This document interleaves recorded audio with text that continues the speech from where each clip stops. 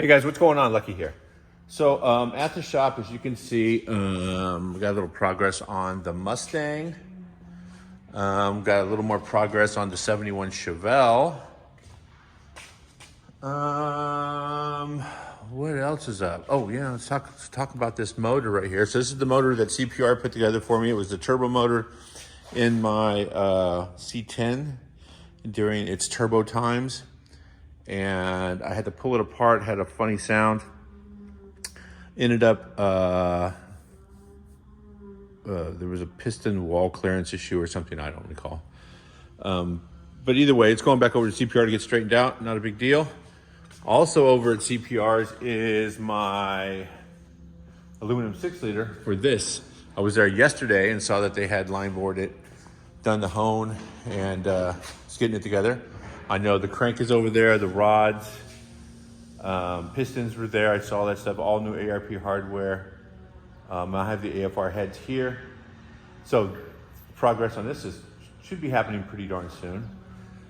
I wanted to talk about shop messes. I'm fortunate enough that my buddy Mark from Gas Rats Customs, he's on Instagram, by the way, and YouTube, so you can check him out there.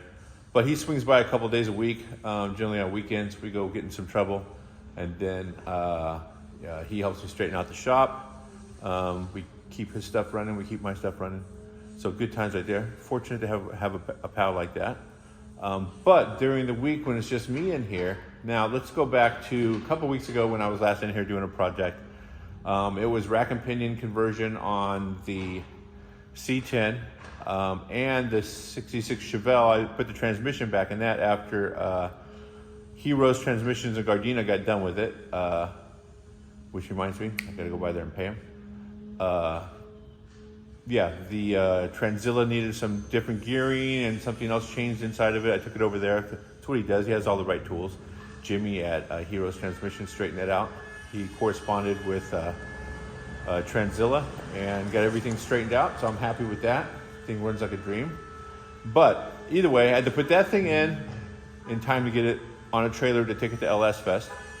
In addition to that, I did a rack and pinion conversion on the C10, like I said, and I drove that there. So me and Mark drove it, and then Twin Turbo Jason drove my Silverado and towed the Chevelle.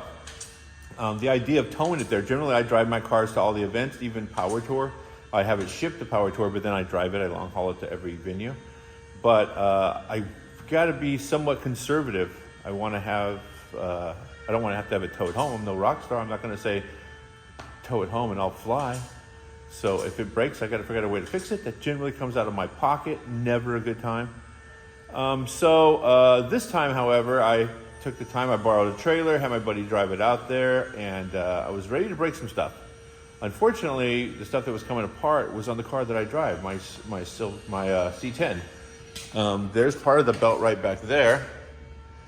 Probably went through $300 worth of belts, and it all boiled down to the balancer that I put on it was too far in. It was just some stamped balancer, harmonic balancer / 8-rib pulley balancer. But anyway you want to slice it, it just didn't line up correctly. So I got that resolved. I got an ATI balancer for it now and an ATI pulley. I put that on. We can take a peek. I realigned everything. The Dirty Dingo. Lots of D's going on. Dirty Dingo accessory drive. I can rev the heck out of it. This is a 7-rib belt, even though the whole car is set up for 8-rib.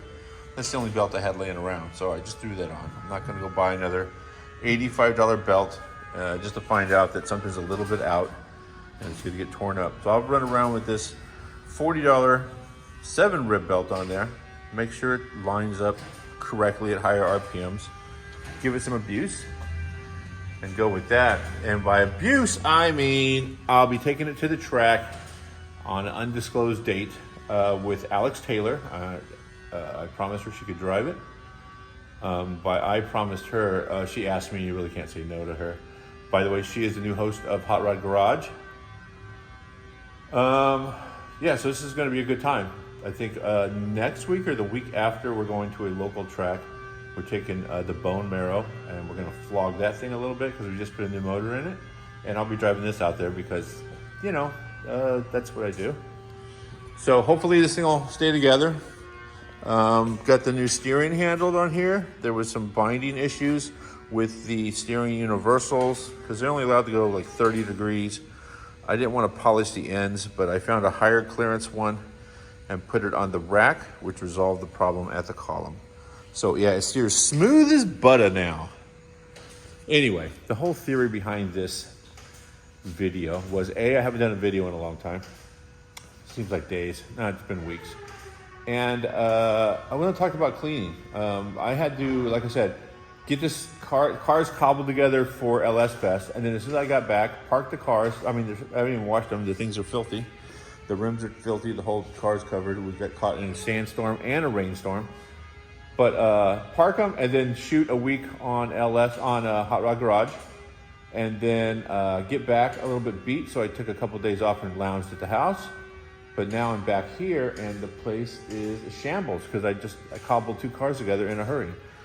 So this is what I got going on. A giant mess. And just so you know, this is cleaned up a little bit. I generally, while I'm doing stuff, like had to swap out a starter motor, so I'll just throw it on the closest catch-all, a workbench, you know, and call that a day. And then I move on to the next project, which was the rack or the, oh no, you know what? The starter motor and the transmission that's that mess. And then I don't use a tool and then wipe it away, wipe it and put it back and go to the next tool. I just start, you know, putting stuff together. I'm in a hurry to get back on the road. So there is a good amount of tools here from 3 different projects, I think. So now what I do is I'll pick up all the hardware, nuts, bolts, washers, screws, parts, small parts. I'll put them all on the rack. That mobile tray right there. Here's more stuff. Here's a whole bag of steering couplers and D-shaft. Put that on here. Some of these tools go on my cart because I use them on every single job. And some of them go in the big box and I know where they are and I'll just go get them as I need them. This actually goes into the cabinet in the consumables room, I call it. So anyway, I'll load up all the gear. I will then push it over to the consumables room. In theory, push it over here, push it inside, maybe bring a stool, sit in here, go through that and put stuff away. You may notice on the show, we want something, it's there. If it gets lost, whatever, we have 10 of them. We have racks, nuts, and bolts. We're sponsored by some of those people. And also there's a tech center supervisor who makes sure everything is in stock and everything is clean and organized. I'm the tech center supervisor here. I'm not so organized. So I try to, well, with the help of Mark from Gas Rats, I try to label stuff, put stuff away. But once again, it doesn't get put away. It gets chucked over here into these bins. And then I'll sit here and just look and look and look and go through and find stuff. But, you know, I don't have the organizational skills, I think is the correct term, to put stuff away. If I had the deep pockets, I would have someone come in here and restock all these bins as opposed to me restocking them with whatever I get. I mean, one thing I do is I go to the local place. I think it's called Shamrock. They sell grade 8 and stainless and high-end hardware, good hardware. I don't go there and buy 5 washers. I'll go there and buy a box. So eventually I'll have stacks and stacks of boxes of brand new stuff, at which point I will go through some of this stuff, throw out my mismatched stuff, and restock it with good stuff.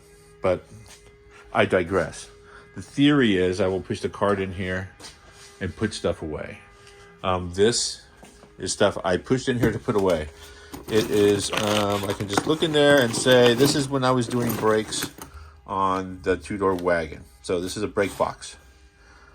All I need to do is figure out where I keep all my brake stuff. I can just look at this stuff and see what's going on. This was suspension parts left over from OBS, John McGann's OBS. Also, some of the spacers and shims I used body mount on my C10. Rest of the body mounts for my C10. Gas pedal conversion from cable to throttle by wire. I mean, I recognize it all. I wish I had that. Oh, we go all the way back to the 57 I was doing in here, that teal 57. That's the box of teal 57 parts. Oh my goodness. So basically, I have the theory. I just don't have the patience to do it. I'll get to it eventually. But the idea is push that in there, sit down, put it all away. Grab tool cart, push it over here, put stuff away. Yeah. I'm sure I'll get to it eventually. But for now, the answer is no. I'm not getting to it because I just finished the C10 and I'm taking it to lunch. What a mess. So the best way to deal with a mess is simple. Blow the shop out with the air hose, pull the door down as you're driving off to lunch.